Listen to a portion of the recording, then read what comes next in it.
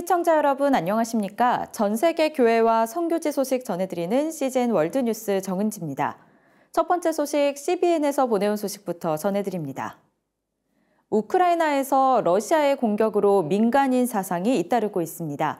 그러나 이런 위험한 상황 속에도 수도 키이우에 위치한 그레이스 교회는 굳건히 서 있습니다. 교회는 위험을 감수하고 피난민을 도우며 전쟁의 한가운데서 기도하고 있습니다. 우크라이나의 수도 키이우에 있는 그레이스 교회는 잘 알려진 복음주의 교회입니다. 그레이스 교회는 러시아의 침공이 시작된 직후부터 4시간마다 기도회를 엽니다. We received a revelation from God that we are to pray. And the more the church is praying, it destroys the enemy and destructs their ability to shoot at Ukrainian territories. 안드레이아 마르티노브 목사는 우크라이나 군대가 러시아 군대를 격퇴하기 위해 싸울 때 하나님께서 그 기도에 응답하신다고 확신했습니다. Ukraine will not be conquered by Russia. With God's help, Ukraine will overcome Russia. 하지만 교회가 지리적으로 위태로운 위치에 있다는 점은 간과할 수 없습니다. 키이우 서부 외곽에 있는 그레이스 교회는 러시아군으로부터 얼마 떨어져 있지 않습니다. Of course, we are in regular communication with the Ukrainian military. And if there's any immediate danger, we will inform our people. But we are the church. We stay here. We do not run from war. 교회 근처에서 폭발이 일어나는 건 일상입니다. 그러나 폭격은 자원봉사자들을 막지 못합니다.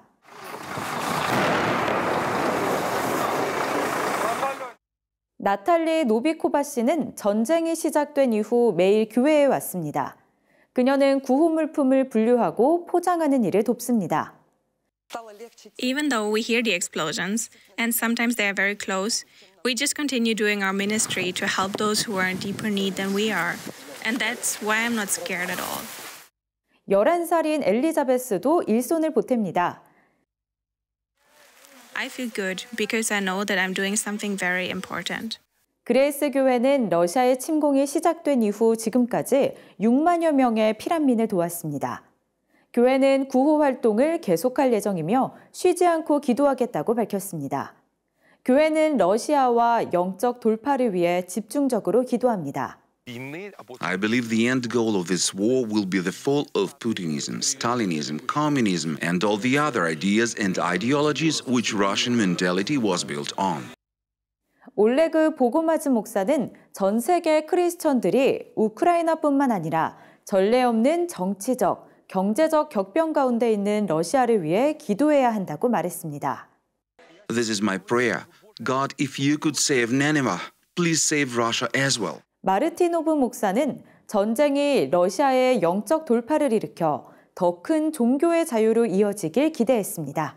The word of Jesus Christ will be freely preached in Russia. I firmly believe this, and this time will come. Mark my word, you'll see it. 다음 소식입니다. 우크라이나를 침공한 러시아가 곧 여러 문제에 봉착할 것이라는 예측이 나오고 있습니다. 한편에선 우크라이나 크리스천들이 그들의 조국뿐만 아니라 러시아가 예수님 앞에 돌아오길 바라며 기도하고 있습니다. 우크라이나 현지에서 취재 중인 기자가 자세한 소식 전해드립니다. 최근 우크라이나 대통령실의 올렉시 아레스토비치 고문이 5월 안에 전쟁이 끝날 것이라고 밝히면서 이와 관련한 다양한 관측이 나오고 있습니다.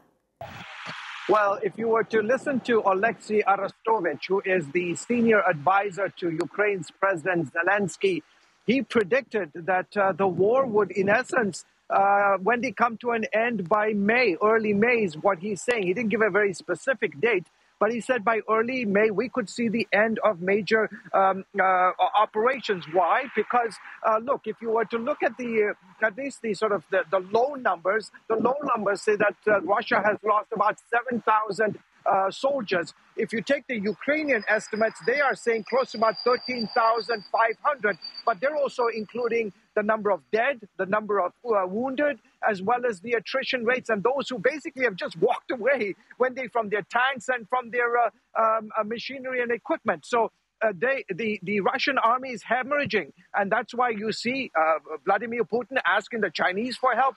He's asking for the Syrians for help. He's asking for the Chechens for help, that should tell you clearly that they are in big trouble. And so when Arestovich says that by early May they're going to end all major operations, it's a sense that, the Russians are going to run out of, they're going to have a supply chain issue, they're going to have a troop issue, they're going to have a morale issue. All of these things are going to be the problem.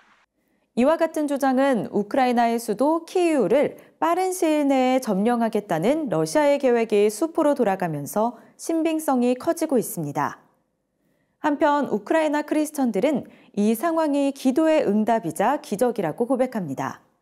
Yeah, they see this, Wendy, as a miracle upon miracle, because that's what they've been praying for. From the moment I arrived here, they were just all talking about a miracle, because we're talking about the second world's largest army going after Ukraine. And so they said, we want the spirit of confusion to reign amongst the ranks of the Russians. That's what they were praying for all this time. The church, Grace Church in Kyiv, every 4 hours, praying for confusion to reign in the enemy's camp. And it looks like those prayers have been answered. I mean, really, this is stunning. It's a stunning development that the world's second largest army could not manage to take over the country, take over the capital city of Kyiv. So to the Ukrainian churches, they see this, no doubt, as a miracle. 그러나 우크라이나 크리스천들은 러시아를 적으로만 여기지 않습니다. 그들은 러시아의 영적 돌파가 일어나고 예수 그리스도의 이름이 높아지길 기도합니다. Absolutely, because they don't see Russians as the enemy, right? They just see this as a spiritual darkness. They see this as a battle between light and darkness. As a well-known Russian writer who, in essence, came to Ukraine and joined the Ukrainian forces, he said this is at the end of the day a battle between good and evil, between light and darkness, and he chose to come and join the Ukrainians because he saw that as light. And this is the reality. So the church looks at it from a spiritual perspective, as that pastor said. He said, if God can do Nineveh, if he can rescue Nineveh, please rescue Russia. And that is the heart of the church here today in Ukraine. They're not praying for and wishing ill of Russia. They want them to bow before the name of Jesus Christ. They want to see a spiritual breakthrough, a spiritual revival come to their neighbor. 우크라이나 유대인들이 전쟁을 피해 이스라엘로 이주해 새로운 삶을 시작합니다. 이스라엘 정부는 이들을 환영하며 다양한 방법으로 지원하고 있습니다. 이 항공기 승객의 절반 이상이 이스라엘로 이주하는 사람들입니다. We are very excited that you're here. 푸니나 타마노샤타 이스라엘 이민통합부 장관이 이들을 환영합니다. Our message is very clear for the Jews of Ukraine. The state of Israel will always be open for them, for whoever chooses to come here, to embrace them, to accompany them. 우크라이나 유대인들 가운데 일부는 크리스천과 유대인의 국제 교류기관 IFCJ의 지원으로 이스라엘에 입국합니다. 우크라이나의 위태로운 상황으로 인해 더 많은 유대인들이 이스라엘로 향할 예정입니다. Israel was created to be a safe haven for the Jewish people. IFCJ는 수십 년간 이스라엘로 이주하는 유대인들을 도왔습니다. This is biblical prophecy coming to fruition. When you read the scriptures, how awesome is it that you don't only see it unfolding before your eyes, but that you're taking part in it. This is all possible, everything. All of these new immigrants coming off the plane in Israel, the fulfillment not only of their dream, but the dream of the prophets 2,500 years ago is possible because Christians and Jews came together to bring them home. 이주자들은 불확실한 상황에서부터 자유로워진 것을 기뻐합니다. We're scared. Because we don't know what happened, and we hope for our flight. We wait, and we waiting for our flight, and we're very happy that we are now in Israel. 젤렌스키 가족은 3대가 함께 이스라엘에 왔습니다. We had a business in Donetsk. The first time they bombed all the businesses. Now we're afraid we'll lose everything again. Things are dangerous, and that's why we immigrated. It's an unbelievable experience. 조니 무어 목사는 부모의 입장에서 아이들이 자유를 찾아 기쁘다고 말했습니다. I just put myself in their shoes, the opportunity to be able to go someplace. And that's what the state of Israel is for the Jewish people all around the world. If they need to, should they choose to, whatever their reasons. And I'm so proud that the Christian community, for a full generation, has decided to take personal responsibility to bless the people of Israel in this very, very, very practical way. 오늘의 국내 단신입니다. 대한예수교장로회 백석총회가 최근 우크라이나 파송 선교사 초청 간담회를 열었습니다. 간담회에선 우크라이나에서 일시 귀국한 선교사들이 참석해 현지 사역과 상황에 대해 전했습니다.